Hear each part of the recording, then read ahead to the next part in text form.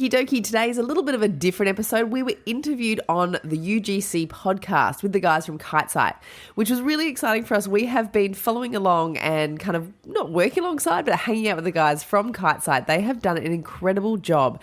They're actually the founders of Creative Flow, Australian UGC platform.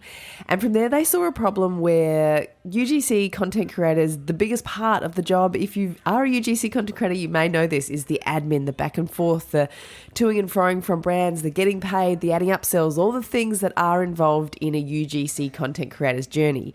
Now, they saw that as being a bit of a problem, something that slows content creators down to getting paid and getting more jobs. So they've designed KiteSite. They're absolutely amazing. We've used it a couple of times and it's been phenomenal. It's got a great affiliate program. The big vision for the boys is about building KiteSite, a tool designed to maximize creators' earnings by cutting down unpaid work. And that means so much to content creators. It can help creators get brand deals, get paid up front, secure more retainer jobs. And that is stability, it's consistency, and it's real income. So anyway, we had a chat with the boys today. They asked us questions around our community, around personal branding, about building your UGC journey. So we're going to jump right on into it because we had an absolute blast. All right, let's go. Are you ready to master the art of creating content that converts? Hey, I'm Mia, a mum of two who went from being a burnt-out AMBO to six-figure content creator in less than a year, all while navigating a late ADHD diagnosis. And I'm Kristen, also a mum of two and a former corporate branding queen turned entrepreneur. My dyslexic brain sees marketing very differently, and that's my superpower. And together we're showing women like you how to master video marketing and create content that generates income. Whether you're just starting out or ready to scale, we are breaking down everything from landing brand deals to building your own empire. Welcome to I Am That Content Creator podcast, where we turn scroll-stopping content into serious income. No filters, no fluff. Just real strategies from two neurodivergent mums who get it. So let's turn your phone into a video marketing machine. And let's go! Let's go! Guys, we're professional guys. Okay, there's our intro done. We're excited to be here and talk all things UGC. We talk about it all day, every day. Yeah, we've been in contact for, I think, well over a year now. And it's good to see what you guys are building while we've been building KiteSite as well. Firstly, I'd just love to ask you guys, how did you both meet each other and join up forces to create this awesome community? Look, I'll lead this one because it starts with me that I love a cheeky DM. I love jumping in with a voice note, and I've been following Mia for ages on TikTok and just really resonated with her personal brand, the way that she shared her stories. And I could see from my point of view, which is brand and marketing and personal branding, that there was this misalignment between all these new creators coming on that were trying to build a financial stability through UGC or affiliate marketing. And that's kind of what Mia was doing, but they were missing this link that I could bring, which was around personal branding and business branding and marketing. And I could see Mia, and I actually asked her to be on my original podcast as well. So we had a few little communications. Then all of a sudden I jumped in her DMs and I was like, right, I've had an idea. I'm just going to put it out to the universe. This might be really weird and random and like not your thing, but I think we need to create a course or something that teaches people how to marry UGC, affiliate marketing, brand and marketing, and build like rockstar personal brands, understand how they're going to build their own business online and make money and all that. And I sent that to her and I was like, okay. And then instantly, I think in one of our carousel posts on our Instagram, actually, we've got the real voice note that happened. And like her message straight back was like, I didn't even need to listen to this. And I was in. I was like, And it literally just started. Like, we've never actually met in person. It's going to happen in 2025, people. It's going to happen. It has to.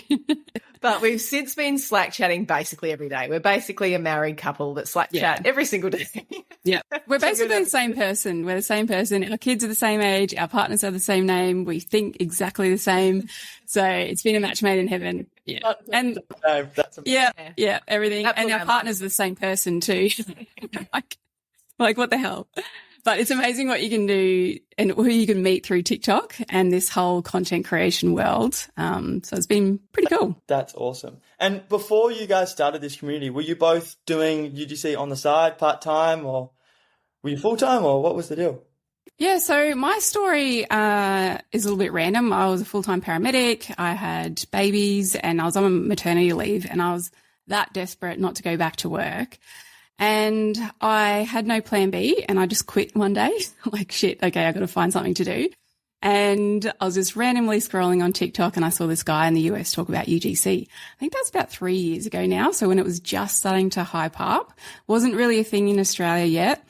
And I thought, you know what, I got nothing to lose. So I just jumped on it and I ended up replacing my wage in 6 weeks of doing UGC. I was like, okay, holy shit, this is something. I'm just going to go with it. And we were able to sell everything, jump in a caravan, travel around Australia, and UGC funded our whole entire trip. So that was the start of my journey. And I, you know, as creators do, you bring affiliate marketing into things, digital products, and it kind of just snowballed into what we've got today with the Hive Hub Collective. So I was a full-time UGC creator, for a good while, and I still do it today. Amazing. And how about you? My story is polar opposite in terms of I was in a corporate career for 10 years. I came out of uni, walked straight into a corporate career as a graphic designer, and then I moved into the brand marketing and campaigns team. So I moved up the ranks, and then after about 10 years of being in that corporate career, I was made redundant, and it was one of those moments where I was like, what do I do now? And I had that, you know, that thing in the back of your head that's like, no one's going to hire me. I'm no good. Nobody wants me, even though I'd built an incredible career and done some incredible things. But, you know, the imposter syndrome hits. And I remember getting a phone call from a good friend that was like, hey, do you want to do some design for me? And I was like, yeah, sure. So I did that. I moved into that. And then all of a sudden I set up my business. I started brand and marketing consultancy. And so I went and I did that. I also started a project called the Own It Project, which was working with young women around their confidence and their personal brand and building that resilience within them. But I've always had this, like, just this pull to women and now mums, certainly women 40 plus in this space that want to do something and be something, but feel like they can't do it. And my passion is to help them, show them that they can do it and build a personal brand online and what that means to them. So I kind of started there, and without even, I mean, I've done affiliate marketing, I've done UGC without ever doing it as such, because that's just how you build a personal brand, is building something that you can sell anything, basically, if you're trustworthy, authentic, and you can connect with people on a level that is true and real. And so, then when I met Mia and those stories align, like, I just started my business online and it just grew. I did consultancy. I worked for different companies with brand and marketing and design and personal branding. And then this just happened, and it just beautifully amalgamated into what we have now, which still blows my mind that we've created this and are working with hundreds and thousands of women that just now get to do what we can show them what to do. Like, it's really, really cool. So my story is very different, that I came from that background, but then Mia's story has helped me see what is possible and how to make it possible quickly for women. I think that's what I love the most. With UGC. And you're doing a lot of brand deals along your way too, but I've sort of gotten her into the real UGC, like doing the UGC ads for brands too, because it's so much fun. You get so creative and it's just a nice supplement to your income as well. And it's nice to get paid. Like, I used to do it for free and now I get paid. Yeah. I'm like, oh, that's heaps more fun than doing it for free. Just a bit. Also, and Kristen, you mentioned that you're really passionate about helping, like, the women that are sort of 40 or older. How have you guys gone about targeting and attracting that particular demographic with your community? I think there's a few things. I think for me personally, I remember when I had a business, the Own It Project, and that was all going beautifully. And then I became a mum. And I was like, I'm still going to be able to do it. I'm going to do everything I can do now. And then you have your baby, and then all of a sudden you realize that you're not as capable, but you don't have the time, the headspace, and all of that. So that's where that business didn't slip away, but that's where it changed. And so I think in that changing, you become somebody different. You can share those stories. And again, it's becoming authentic with sharing your story and your journey for connection. And that's, as soon as you start doing that, people become magnetic to you because they see themselves in you and they align with you and they go, oh, that's me, or, oh, wow, she's doing that. And I've just had a baby and she can do that. Or, you know, Mia's, for example, her traveling in a caravan. Oh, she's traveling in a caravan and she's getting paid for UGC. Like, for me, we're attracting the people that need us in that moment because they're scrolling on Instagram. They're in that potentially desperate state that we've been in, or that I know women can be in, where Mia and I don't want to go back to 9 to 5. Like, we were not built for 9 to 5. We're a little neurospicy. We've got potentially ADHD. Like, we've got, I don't know. 9 to 5. Nobody's telling me what to do. I will tell me what to do. Mia and I can tell each other what to do, but I don't want a boss. And so we know that when you become a mother, a lot of women, if you've got that little bit of entrepreneurial spirit, a little bit of neurospicy, a little bit of don't tell me what to do, you're looking for a solution to pay the bills. You're looking for a way to make an income so that you don't have to send your kids to childcare for 5 days a week, so that you can still support your family, but you're not having to kind of navigate this space of motherhood. And so for us, if you speak authentically about your journey in this online space, you will attract the right person. And that's basically what a personal brand is, and basically what we've done to build that audience is speak exactly to their pain points, tell them that we can help them, show them how, and then give them the tools inside our community to actually achieve that, so that they're not running blind. They've got the playbook of how to become successful at UGC and beyond if they choose to go that far. Yeah. And some of our best creators inside our community are in their 40s and 50s and 60s. So it's just proof that age it doesn't matter with UGC. Yeah, that's awesome. In fact, maybe it's even an advantage to be, not the usual creator at 20 years old, because there's so many of them. Absolutely. Yeah, exactly. Absolutely. And the other part of that, I think that's important just to touch on, is women probably 35 plus, but certainly 40s, or we are usually the buyer in the household. So we will buy the products. We will, see the advertising, and we need to see ourselves in the person we're buying from, because people buy from people. So that's where the whole, in the UGC space, this age really does matter, because sometimes we've got maybe the income, or, we've certainly got that connection that people are looking for. So I think that's part of how we've built our community. Yeah, makes total sense. And Mia, you mentioned earlier that in the podcast that you were just completely crushing it really quickly when you started your UGC journey. Yeah. Do you think there's still that same opportunity to start up and get going and win a bunch of deals? More competition now. Absolutely. I think it comes down to, like we talked before, your personal brand and how much effort you put in. But I mean, even though I got really successful early on when it was sort of just becoming a big thing, and now there seems to be lots and lots of UGC creators, even back then there was people saying it's saturated, there's too many UGC creators, but there's not. Every brand, when you think about it, every single brand needs content, and that content tires, and then they need more content and more content and more content. So, we've got creators in our membership who are doing 4 to 5 figure months consistently, and it's just changing their life. There's enough for everyone, and it's still going hard. Yep. That's really cool. Okay, now let's get into the content creation side and monetization. What are the biggest mistakes that you see your students make, or just new creators in general, when they get started? I think for our members, it's overthinking it. Just getting too caught up in your head, overthinking things instead of just taking messy action. And that's why UGC is a beautiful thing for beginners, because you can actually get paid and get a lot of jobs as a beginner without being polished, have really great editing. Like, brands want this realness, this content that isn't super overthought. And I think that's where a lot of creators go wrong. They think that, they can't do it, something's wrong with them, should I do this or should I do that?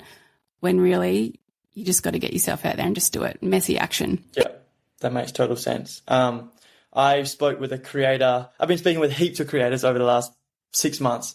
I've had probably 20 phone calls just this week with creators, Zoom calls. And it's just fascinating to see like the variance in pricing. So I spoke to one creator, and they're charging $1,000 or more a video this week. One that's charging $15 US. Wow. Yeah. That kind of broke my heart that she was charging like so little. Yeah. So I was a trainer, like, please, like minimum $100. Yeah. Oh, minimum. Yeah. More than that. But how do you find that that's a big thing, that people don't value their work and they undercharge just because they're so keen to lock in a deal? Yeah.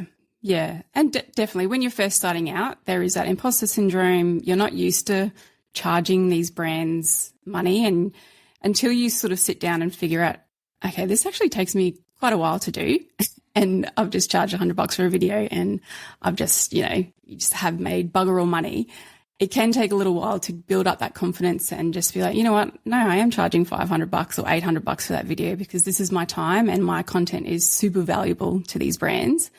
And look, there's a lot of brands out there that will take new creators for a ride. getting, content for nothing or unlimited usage rights and all the stuff. But it's a learning process. And I think every UGC creator starts out the same, not knowing what to charge or, second guessing themselves. But if you're confident in your pricing, then 9 times out of 10, the brand is going to feel that and pick it up and be like, okay, she knows what she's doing. She's confident in her pricing. Let's go with that. So yeah, it is sad to see, creators doing a lot of work for nothing. And sometimes you do that in the start to build up your portfolio and your confidence. But yeah, I've been raising my prices pretty regularly this whole entire time, and I've never really had much pushback. Awesome. Cool. And you focus on building magnetic personal brands in the Hive Hub Collective community. What are the key elements that make a creator stand out to brands? I think the biggest thing is it's the confidence to show up on camera. It's that scroll stopping something about you, and that usually comes with a feeling. If you can make somebody feel something when they see your content, that is a powerful personal brand. And it can come from the way you dress. I'm really big on, Mia and I have our yellow and our pink jackets, and we've had that from the get-go. That's part of our branding, and it becomes something that when you put that on, you feel differently. Mia and I have done podcasts where we've been in jumpers and whatever, and that's cool. And then the second we've put the jacket on, it's a mental shift. And I'm really big on dressing how you need to feel. And it can sound very superficial, but at the same time, if you practice that, you will see a change. And so little things like that can bring an energy to the screen. They can bring a magnetism to the screen. They can bring that scroll stopping something that someone's going through your content, and all of a sudden they're like, oh, that's that creator. So it really does become about a feeling. And I think that people often think with a personal brand, it's got to be the way you dress. It's got to be the way you show up all the time. And it does, but it's more about you bringing a feeling to the screen. And if you stop right now, whatever you're doing in podcast land, and think about a content creator or somebody that you know on your feed, there's something about them you remember. Right now, if I ask you someone, I bet someone pops into your head. It might be what they wear. It might be what they say. It might be how they put their content on the screen, but there will be someone. And so it's really important when you're a content creator and you're thinking about, okay, well, how do I build a personal brand and become magnetic to brands? You need to think about that person that you've just thought about. What makes you stop? What makes you remember them? Because brands notice. And, coming from brand and marketing, I've worked on campaigns that are hundreds of thousands of dollars, ad campaigns, and you sit down, you analyze scripting and you analyze all of those things. And at the end of the day, no matter what, it comes back to how you've made somebody feel. And that can be color choices. It can be lighting. It can be really subtle things that can make the biggest amount of difference. So as a content creator, practicing that is so important. And that means hitting record and publishing content constantly until you feel so comfortable and confident that it's brands will come to you because they see your content and they can feel your energy. They can see that you're capable and confident. And the only way that is achievable is by hitting record. And like Mia and I will tell you, you can dispute that a million times over, but I call BS. If you're not hitting record, you're not getting better. It's confidence is a muscle, train the damn muscle. And that's what we do inside our community is, we're certainly speaking to women 40 plus, and sometimes those women are really confident in themselves, but really, really not confident at all because they've lived a life and they're looking at these 20-year-olds who are beautiful and fresh and thinking, I can't do that. I'm too old. I've got wrinkles. I don't dress up for the camera. I don't put makeup on. That doesn't make an ounce of difference. Show up, create content, get better and better. And that's the magic sauce. Really nothing else is, but you just continuing to create and find something that works for you. Don't copy, never copy. You've got your own something. You just got to find it and shine a light on it. Yeah. And we do a lot of things inside our membership, not just UGC, but we do, branding, digital products, all that sort of stuff. And sometimes members will come in not expecting to do UGC, but the minute that they do it and they learn the fundamentals and they start getting these brand deals, their confidence just skyrockets. Because when you've got a brand paying you money to create content and you have to show up and you have to make it good and you have to do the editing and all that sort of stuff, it trickles into your own content. And we just see it before our eyes just going, holy shit, they have improved so much since starting UGC. That's awesome. Cool. Yeah. Now, changing track a bit. I'd love just to hear from you guys about where you're getting your clients from, and both for the community, but also for your personal UGC. Like, what's your best channels to acquire new customers? Yeah, so I don't pitch. I haven't pitched at all. Well, maybe here and there over the years, but I really focus on my personal brand and being discovered by brands on TikTok and Instagram. So they just land in my inbox whenever. And, you know, I haven't had to actually go and chase the work, which has been really, really nice. But how has that happened for you, Mia, to help somebody that's thinking now? Like, how's that been the secret sauce for you? So I think for me is just been creating a lot of content, building my own personal brand. When I first started out, I did create a UGC only account where that's all I did and that's all I talked about, which I think did help me in the beginning because it was a big banner to say I do UGC. So brands were contacting me that way. But when I pivoted into, you know, more of my own personal brand and stopped talking specifically about UGC, I still had brands coming to me because they could see me show up constantly. They could see my type of content. They could see, you know, my personality. And, you know, as my audience grew, I got brand deals. So they wanted content posted on my page as well. But I think it was just me and my personal brand that attracted all those jobs over the years. Speak about posting consistently and constantly showing up. Is that once a day you're putting something out there? Or is it, what's sort of the cadence? I like to say to people, consistently means you got to post 2-3 times every single day. I go through waves, especially as a mum, but consistency to me looks like over 3 years, I've shown up regularly online and built an audience. And I haven't really, you know, gone viral many times. It's not about the numbers or the metrics. I've had pretty low following counts for most of this time. But it's just that genuine, authentic content, showing up consistently, whatever consistent looks like to you, and building on your skills and knowledge. And, you know, I do a lot of journey type content, so I document a lot of what I'm doing. And so I think even when you say consistent, like, I don't want people to think, because there's some content creators that you see the content that's so over polished and perfect, and that takes a lot of time, a lot of effort and a lot of energy, and that's not always consistent for people. So, you know, when we certainly say consistent, we mean show up when you can. Don't worry about everything being perfect. You might have some that are perfect, but if you just need to get the ball rolling and get brand deals and build that personal brand, just show up however it is and bring yourself to the table. And I think that's certainly what Mia did in her journey, is just continuously showed up and shared rather than the over polished, over perfect. You know, and we both we do both enjoy TikTok more because we can just be our messy, wonderful selves, where Instagram does feel a bit more polished, and that's just the algorithm and life. And that's why we love podcasting, because we can be ourselves and things like that. So for us, I think the consistency thing is find what you can do consistently. Is it a story once a day? Is it stories in general, because you don't need to be too polished, and then you do, 3 reels a week, or it's, TikToks or whatever it is, but it doesn't have to be perfect. It just needs to be progress, which is showing up and creating. In saying that, I think why a lot of people, generally the older creators, love UGC is that you can still get paid for your content without having to build this big brand and post every single day. You can pitch directly to brands or go on apps and find work in other ways if you don't want to spend all that time consistently creating your own content and building a brand. So that's the beauty of UGC. That's so true. That's a really good point.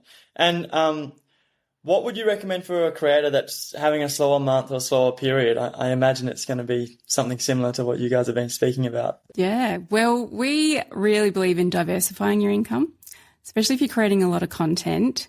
Why not bring some affiliate marketing into it, or a digital product, or, building your personal brand in other ways?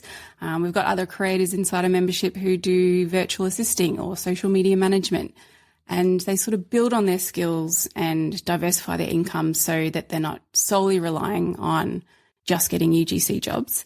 And for me, that's been a lifesaver, because, sometimes you'll have slow months, but I've got this recurring income coming in from affiliate programs or digital products that are selling in the background. So yeah, it's super important. It's the exact reason that when we set up our community, we set it up to be an affiliate program. So we offer 40% commission if you join and you share us. We want to pay you as a creator so you can join and learn the skill set and grow your business, but also be an affiliate for our program and earn that 40% commission. So for us, that was really important part of this journey is diversify. We both diversify our income. We had before, we still do now. And now as a team, we look at how we're going to do that for our business, because you can't rely on just one thing. And, you know, as Mia will say, and many of our creators, the UGC side is amazing, but you can also burn out quite quickly. So how can you balance that so that you're able to withstand an income that you also enjoy? And I think that's been part of what we share inside the community is, okay, how can you diversify? So when the months are a bit slow,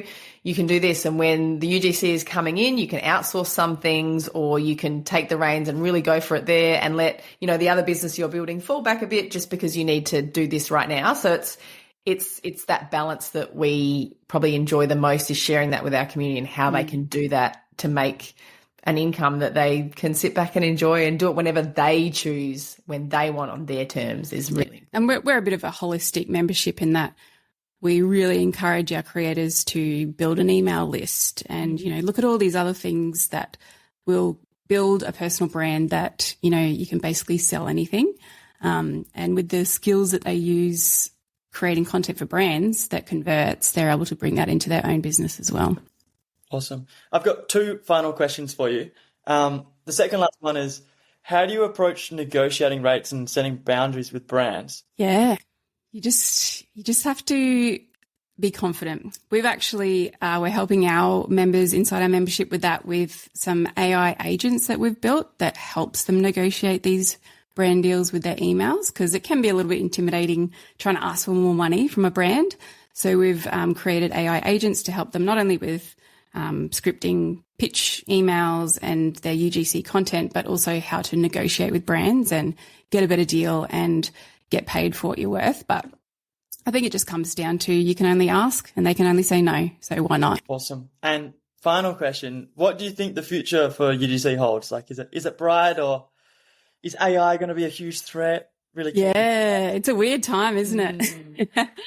Yes. We really encourage our members to embrace AI. Otherwise, you might get left behind. So like I said before, we're using AI agents to help them with their scripting concepts. Obviously, it always needs a human touch, but it's helping them create better scripts, come up with better concept ideas so they are able to stand out. Saves a huge amount of time as well. Time, yep. So we really believe if you're not utilising AI in your business, you probably should, otherwise you are going to get left behind. In saying that, the AI avatars that are coming out now, I don't know how I feel about that. It's really hard to know where things are going to go. But if you're on top of AI, you understand it, you know how to use it, you're going to be better off than if you just completely ignore it and just put your head in the sand and go, nah. Brands are just going to use people and I'll be fine. If you learn the skills and understand, okay, well, I know how to make a good UGC video. I know how to write a good script. I know how to use these AI programs to perhaps change backgrounds or, you know, create these avatars, then you're going to, you know, last in the scene longer than if you put your head in the sand. But where all this is going to go, no idea. I hope that people are always going to be drawn to real humans. But yeah, you just can't tell. The part to remember too in this process is brands are far behind us entrepreneurs and creators. Like, brands are still, some of them aren't even on TikTok. Some of them are too scared to even look what TikTok's about or their social media. So even though it's coming up and it, you know, AI is going to change the way we do most things, I think it's still really important that there's still human life and we're still here and we're going to be needed. And we're also needed if it's not, you know, if UGC does change, there's also going to need to be that human element of a human still needs to understand the process to engage another human. So they might be driving part of this. So there's always going to be a place for an entrepreneur that is willing to look outside the box and embrace what's coming and then use it as a tool in their toolbox rather than the driving force. So if you can stay with the curve and embrace it and learn how to use it, and then how to speak to brands in a better way that they can understand it and feel comfortable with where this is going, I think you'll always stay ahead. And I think don't fear it, but use it and embrace it. And that's really important from a branding business point of view. Brands are a little bit further behind, and there's nothing wrong with that. But as creators, we get to now show them a way that's different and be that driving force. So I think, keeping that in mind is the other thing when you're negotiating and pricing yourself, remembering that you're ahead of the curve because you're taking that leap of faith to help a brand when they need you. At the end of the day, they need you. So when it comes to negotiation and pricing, remember that as well. They've come to you potentially. They need your help. So, go forth with that and be really comfortable and confident with that because, they need you and they're going to need somebody. So hold strong in that. And with the AI stuff, just embrace it, but use it to your advantage and use it as a little... If anything, it's going to help you scale your UGC business. I've actually cloned my voice using 11 labs and I've, spat out a heap of scripts in like 2 seconds. So it's going to be great. Yeah. Well, thank you so much, Mia and Kristen, for joining us. I'd love Thanks for having us.